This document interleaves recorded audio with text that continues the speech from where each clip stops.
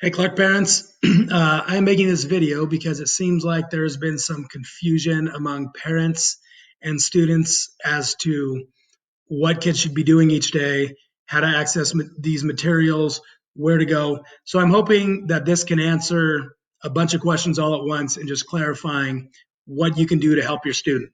I appreciate you guys all working with us as we try and figure this out and problem solve. This is obviously something that we've never done before. We've never had to deal with it before.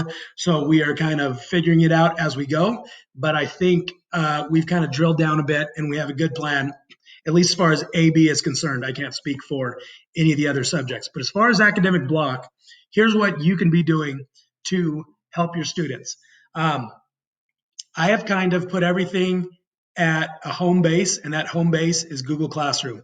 Every student has access to Google Classroom that was in my AB class. If they have an internet connection, they can get onto Google Classroom. If it's on their phone, if it's on their tablet, if it's on their computer, doesn't matter, access Google Classroom. So let me show you what that looks like.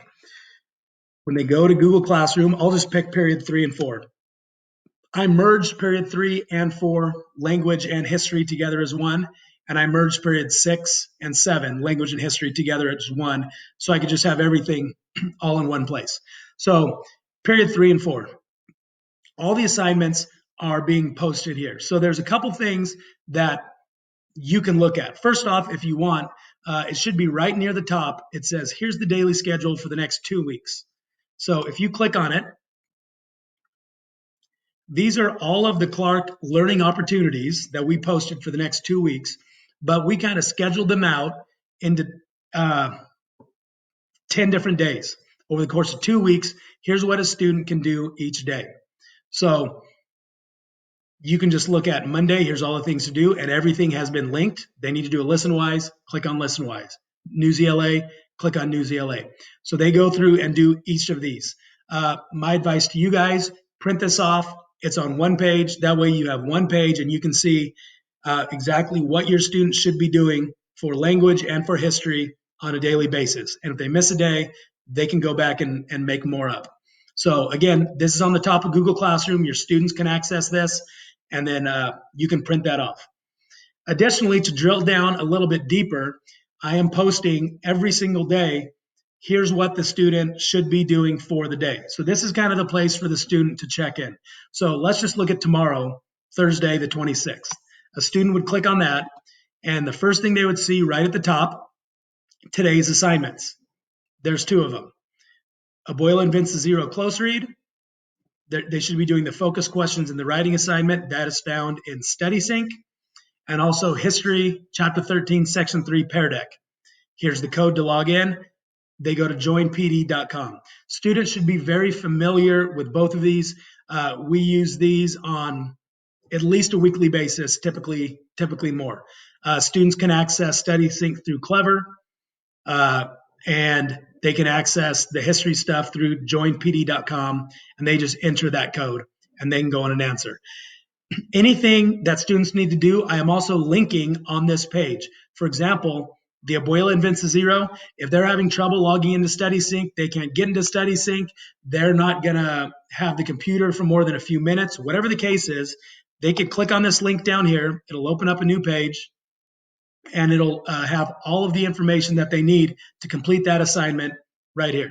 So for the close read, here's what we're doing, the focus questions in the writing assignment. They can click the link to the text. And if you wanted to print this out, you could print it out. I think this is a total of 6 pages. So they have their text down at the bottom, their focus questions, and their writing prompt. So they do not have to do this on the computer. If you want to print it out for them, they can complete this at home. And if they want to upload it to me, they can take pictures with an iPhone and attach it in Google Classroom. They can type it out later, turn it into Google Classroom. They can apply it into StudySync and turn it in there. However they want to turn it in, I'll get it. And then there's a link for their Pear Deck. Okay, so those are today's assignments. Underneath that, you will also see today's discussion. What I'm going to do is I'm going to do an optional kind of discussion time each day, and we will be going over a a topic, an assignment. We'll be doing an activity together. It'll be something that we will do from 10 to about 10:30. It'll be 30 minutes every single day. We're going to use an app called Zoom. If your student does not have Zoom, they are going to have to download it on their computer or on their phone.